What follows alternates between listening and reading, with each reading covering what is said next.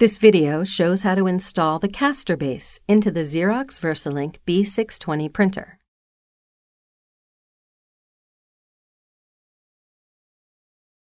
Press the power button, then touch Power Off.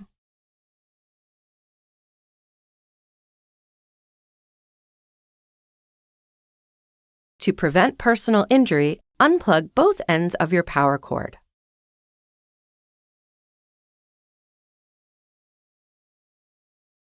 Unpack the new caster base.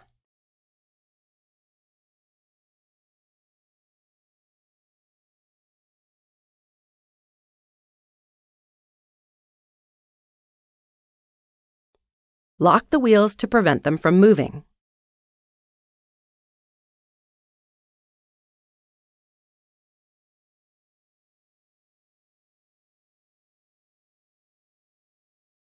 Lift the 2100 sheet tray and place it on the top of the caster base until it clicks into place.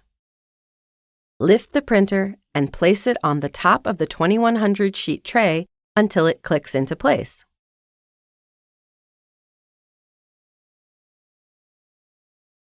Plug in both ends of your power cord and power on the printer.